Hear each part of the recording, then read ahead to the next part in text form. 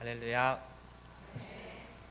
목사님의 말대로 사실 어젯밤 잠을 자지 못하고 이 자리에 섰는데요.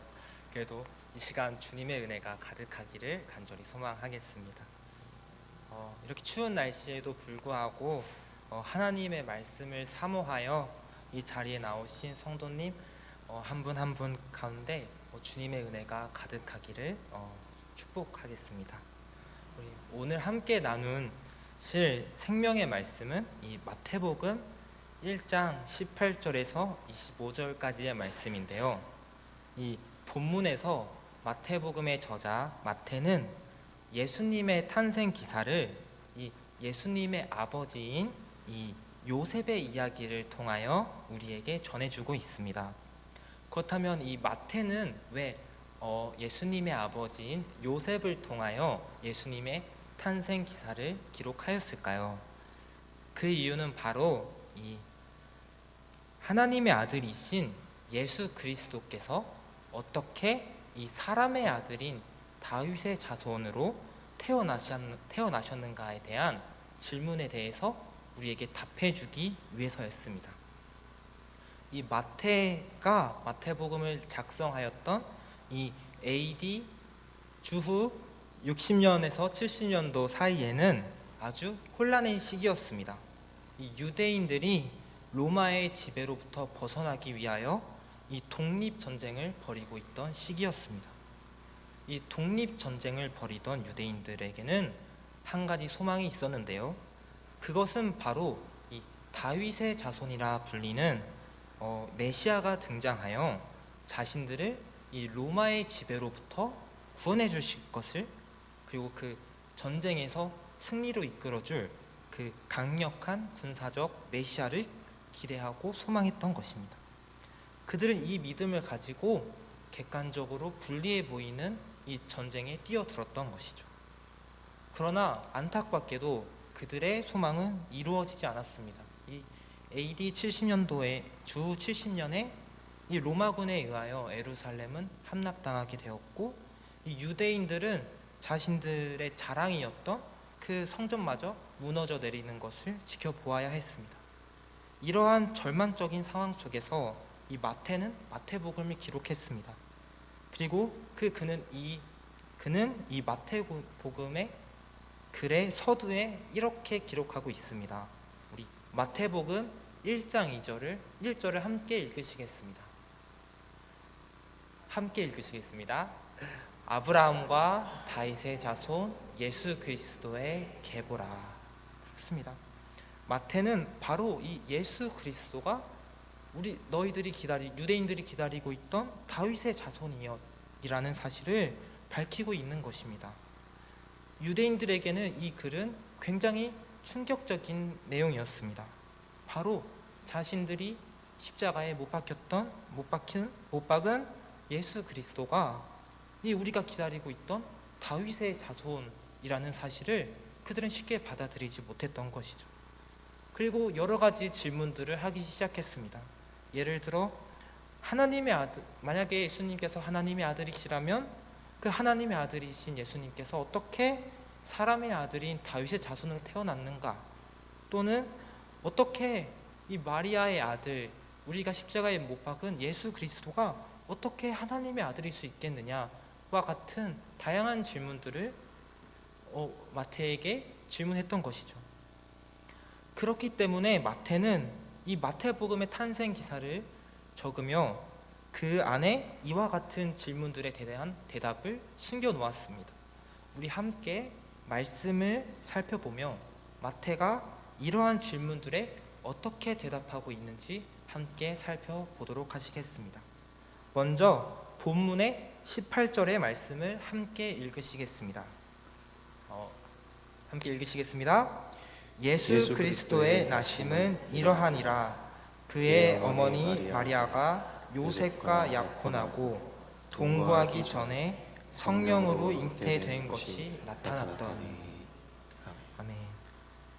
우리가 먼저 발견할 수 있는 사실은 이 마리아와 요셉이 서로 약혼하였다라는 사실입니다. 우리가 알고 있는 이 문화 속에서 약혼이라는 개념은 무엇입니까? 이 결혼을 약속하는 것을 약혼이라고 말합니다. 남녀가 이 법적으로 이 부부가 되기 전에 양가 부모님과 만나 결혼을 약속하는 것, 이것이 우리가 알고 있는 약혼의 개념인 것입니다. 그러나 유대 사회에서 말하는 약혼은 우리가 이해하고 있는 약혼과는 차이가 있습니다. 그 이유는 이 유대인들의 독특한 결혼 문화 때문입니다. 유대인들은 이 남녀가 만나 결혼을 하게 되면 먼저 신부의 집으로 신랑이 찾아가서 결혼식을 올리게 되어 있었습니다. 그 후에 이 신랑은 다시 자신의 아버지의 집으로 돌아와서 이 신부와 함께 지낼 집을 마련해야 했습니다. 그리고 그 집을 다 마련한 후에 신부를 신랑의 집으로 초대하여 이 두 번째 결혼식을 올릴 수 있었다고 합니다. 일반적으로 이 신부의 집에서 신랑이 결혼식을 치른 후에 다시 신부를 자신의 집으로 데려와서 결혼식을 올리기까지에는 약 1년의 기간이 소요되었다고 합니다. 그리고 이 1년의 기간이 바로 이 성경이 말하고 있는 이 약혼의 기간이었습니다. 이 기간 동안 신랑과 신부는 함께 살지는 않았지만 이미 법적으로 부부였습니다. 서로 남편과 아내로서 신분과 책임이 있었던 것이죠. 그런데 이 성경이 말하고 있는 것은 무엇입니까? 이 약혼의 기간 중에 마리아가 성령으로 잉태되었다라는 것입니다. 이 마리아가 성령으로 잉태되었다는 사실은 우리에게 아주 중요한 사실을 말해줍니다. 바로 마리아의 태중에 있는 아이가 바로 사람의 아들이 아니라 하나님의 아들이라는 것이죠. 그리고 이러한 사실은 이 마태복음 3장 17절을 통하여 이 하나님께서 직접 확증시켜 주십니다. 우리 함께 마태복음 3장 17절을 읽으시겠습니다. 함께 읽으시겠습니다. 하늘로부터 소리가 있어 말씀하시되 이는 내 사랑하는 아들이요 내 기뻐하는 자라 하시니라. 아멘.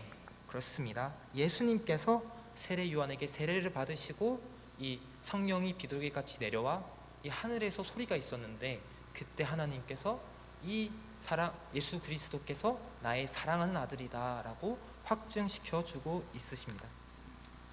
바로 예수님은 하늘에서부터 이 땅에 내려오신 참 하나님의 아들이셨다라는 것입니다. 그러나 문제는 무엇이었습니까? 바로 이 마리아의 남편 요셉이 마리아가 성령으로 잉태되었다는 사실을 쉽게 받아들일 수 있겠는가라는 문제였습니다. 이미 성경의 이야기를 알고 있는 우리들은 마리아가 성령으로 잉태되었다는 사실을 잘 알고 받아들이고 믿고 있지만 이 마리아의 남편이었던 요셉의 입장에서 자신의 아내가 자신과 떨어져 있는 사이에 자신과 상관없이 이 아이가 잉태되었다는 사실을 쉽게 받아들인다는 것은 사실상 불가능에 가까운 일이었습니다. 그렇다면 이 요셉의 반응은 어떠했습니까? 함께 말씀을 살펴보도록 하겠습니다. 이 마태복음 1장 19절에 이 요셉의 반응이 나와 있습니다. 함께 읽으시겠습니다. 그의 남편은 요셉은 의로운 사람이라 그를 드러내지 아니하고 가만히 끊고자 하여. 이 본문은 요셉을 의로운 사람이라고 표현하고 있습니다. 또한 이 성경에서 의로운 사람이라는 표현을 쓰는 것은 바로 그 사람이 율법을 지키는 것에 최선을 다하는 사람이었다라는 것입니다. 그렇다면 이 요셉은 이 사건을 어떻게 처리해야 하겠습니까? 바로 이 율법대로 이 일을 처리하는 것이었습니다. 우리는 이 요한복음 8장을 통해 유대인들이 이 가늠하다 잡힌 여인을 어떻게 대하는지 우리는 잘 알고 있습니다. 그렇게 행하는 것이 율법대로 행하는 것이었습니다. 그러나 여기서 놀라운 반전이 일어납니다. 요셉은 율법대로 이 문제를 해결하는 것이 아니라 그녀를 가만히 끊어내고자 했습니다. 가만히 끊어내고자 했다는 말은 요셉이 이 일을 공개적으로 드러내지 않고 조용히 이혼 증서를 작성하여 마리아와 이혼을 하려 했다는 것입니다. 이 둘은 이미 법적으로는 부부였기 때문에 오직 이혼 증서를 통해서만 이혼이 가능했습니다. 또한 이 이혼 증서를 가지고 있는 여인은 얼마든지 이 다른 사람과 결혼을 할 수 있었습니다. 요셉은 마리아의 잘못을 들추는 대신 이 마리아에게 새로운 삶을 살 수 있도록 자비를 베풀어 주고 있는 것입니다. 이 요셉은 율법의 진정한 본질인 사랑을 행하고 있었던 것이죠. 요셉은 정말 참으로 의로운 사람이었던 것입니다. 그리고 요셉이 이 일을 생각하고 있었을 때에 주의 사자가 요셉에게 나타나 이 모든 사건의 경위를 말해줍니다. 우리 함께 마태복음 1장 20절에서 21절까지의 말씀을 함께 읽으시겠습니다. 함께 읽으시겠습니다. 이 일을 생각할 때에 주의 사자가 현몽하여 이르되 다윗의 자손 요셉아 내 아내 마리아 데려오기를 무서워하지 말라. 그에게 잉태된 자는 성령으로 잉태된 것이라. 아들을 낳으리니 이름을 예수라 하라. 이는 그가 자기 백성을 그들의 죄에서 구원할 자이심이라. 아멘. 주의 사자가 이 요셉에게 찾아와 전해주고 있는 말은 무엇입니까? 마리아가 성령으로 잉태되었다는 것, 그리고 그가 아들을 낳을 것이고 그 이름을 예수라 하라는 것입니다.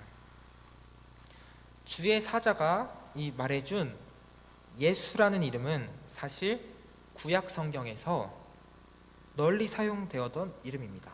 이 예슈아나 이 여호수아라는 이름으로 사용되었던 이름입니다. 그리고 그 이름의 뜻은 바로 여호와께서 구원하신다라는 의미였습니다. 그런데 주의 사자가 해석해주는 이 예수라는 이름의 뜻은 무엇입니까? 바로 그가 자기 백성을 그들의 죄에서 구원할 자라는 것입니다. 그 전에 이 구약에서 사용되었던 이 이름의 뜻은 여호와께서 구원하신다. 이 구원의 주체가 여호와인 반면에 이 주의 사자가 이 해석해준 예수라는 이름의 뜻은 그가 자기 백성을 그들의 죄에서 구원할 자이다 라는 것입니다. 바로 구원의 주체가 바로 예수님 당신이신 것이죠. 이를 통하여 또다시 한번 확인되는 것은 예수 그리스도가 정말 참 하나님의 아들이시라는 사실입니다. 또한 이 예수라는 이름의 뜻은 그가 죄로부터 자기 백성을 구원할 자라는 것입니다. 이 예수 그리스도의 예수라는 이름을 통하여 예수 그리스도께서 이 땅에 오신 목적을 설명해 주고 있는 것이죠. 그가 이 땅에 오신 이유는 무엇입니까? 바로 자기 백성을 그들의 죄로부터 구원해 주기 위하여 이 땅에 오셨습니다. 그리고 예수님께서 우리의 죄를 사하여 주시기 위하여 택하신 방법은 무엇입니까? 이 이사야서 53장 5절에 그 방법이 나와 있습니다. 우리 함께 이사야서 53장 5절을 읽으시겠습니다. 그가 찔림은 우리의 허물 때문이요 그가 상함은 우리의 죄악 때문이라. 그가 징계를 받음으로 우리는 평화를 누리고 그가 채찍에 맞음으로 우리는 나음을 받았도다. 아멘. 그렇습니다. 예수님은 우리를 죄로부터 구원하시기 위하여 낮아지셨고 우리를 살리기 위하여 죽으셨던 것입니다. 우리는 오직 그분을 통하여 기쁨을 누리고 참된 평안을 얻게 된 것이죠. 이 또한 주의 사자는 이사야서의 말씀을 이용하여 태어날 아이에 대한 설명을 더하고 있습니다. 우리 마태복음 1장 22절에서 23절을 함께 읽으시겠습니다. 함께 읽겠습니다. 이 모든 일이 된 것은 주께서 선지자로 하신 말씀을 이루려 하심이니 이르시되 보라 처녀가 잉태하여 아들을 낳을 것이요 그의 이름은 임마누엘이라 하리라 하셨으니 이를 번역한즉 하나님이 우리와 함께 계시다 함이라. 아멘. 이 주의 사자가 인용하고 있는 말씀은 이사야서 7장 14절의 말씀입니다. 이 처녀가 잉태하여 아들을 낳을 것이니 그의 이름을 임마누엘이라 하라 라는 뜻이죠. 이 이사야서에서 이사야는 어떠한 이유로 이러한 예언을 하였습니까? 이 이사야서 7장에서부터 9장을 보면 이에 대한 설명이 나옵니다. 이 7장부터 9장에는 이 선지자 이사야와 남유다 왕 아하스 왕의 이야기가 등장합니다. 이 당시에 이 남유다의 왕이었던 아하스 왕은 굉장히 급박한 긴급한 상황에 빠져 있었습니다. 왜냐하면 이 북이스라엘 왕과 아람의 왕이 연합하여 이 남유다 왕국으로 쳐들어왔기 때문이었죠. 이때 선지자 이사야는 두려워 떨고 있는 아하스 왕에게 하나님께서 왕을 구원하실 것이다. 그러니 너는 이 징조, 표징을 구하라 라고 말합니다. 그러나 아하스 왕은 이사야 선지자의 말을 거절하면서 이 징조를 구하지 않았습니다. 하나님께서는 이 징조를 구하지 않는 아하스 왕에게 분노하시면서 이 하나님께서 직접 이 징조를 주십니다. 이것이 주의 사자가 인용한 이 이사야서 7장 14절의 말씀입니다. 보라, 처녀가 잉태하여 아들을 낳을 것이요 그의 이름을 임마누엘이라 하라. 이 선지자 이사야는 처녀가 잉태하는 이 초자연적인 역사를 통해 하나님께서 이 이스라엘을 구원할 메시아에 대한 소망을 이루어 주실 것을 예언하고 있는 것입니다. 여기서 우리가 주목할 점이 있습니다. 바로 이 앞서 읽은 20절에 주의 사자가 요셉을 무엇이라 부르고 있는가입니다. 이 주의 사자는 요셉을 다윗의 자손 요셉이라고 부르고 있습니다. 그렇습니다. 이 요셉이 바로 다윗의 자손이었던 것이죠.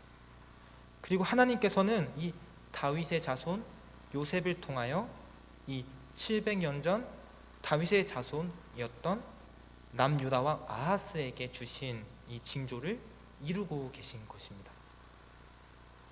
이 모든 주의 사자의 말을 들은 요셉은 어떻게 반응합니까? 우리 마태복음 1장 24절부터 25절을 함께 읽고자 합니다. 함께 읽으시겠습니다. 요셉이 잠에서 깨어 일어나 주의 사자의 분부대로 행하여 그의 아내를 데려왔으나 아들을 낳기까지 동침하지 아니하더니 다음에 이름을 예수라 하니라. 아멘. 그렇습니다. 이 요셉은 이 주의 사자의 말을 듣고 즉각적으로 순종합니다. 그리고 이 주의 사자가 명한 대로 이 마리아를 데려온 후에 그리고 이 아들을 낳을 때까지 기다려줍니다. 그리고 그의 이름을 예수라고 하죠. 우리가 이 깊이 생각해 보아야 할 부분은 이 말씀을 대하는 요셉의 태도입니다. 아무리 주의 사자의 말씀이라 하고 하더라도 주의 사자가 명한 명령은 이게 쉽게 순종할 수 있는 명령이 아니었습니다. 이 자신의 생각과 뜻을 철저히 내려놓아야 순종할 수 있는 말씀이었죠.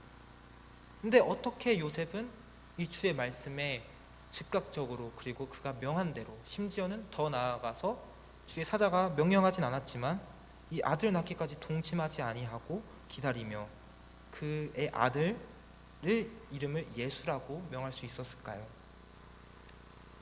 그 이유는 그가 이미 이 선지자의 글을 잘 알고 있었다라는 것이죠. 그는 평상시에 이 메시아적 소망을 담은 선지자의 글을 잘 알고 있었고 그 의미를 알고 있었다는 것입니다. 그렇습니다. 그는 평시에도 이 메시아를 갈망하며 기다리는 사람이었다라는 것입니다. 그렇기 때문에 이 주의 사자가 메시아적 소망을 닮은 이 선지자의 글을 인용했을 때에 그 의미를 알고 이 지체 없이 순종할 수 있었던 것입니다.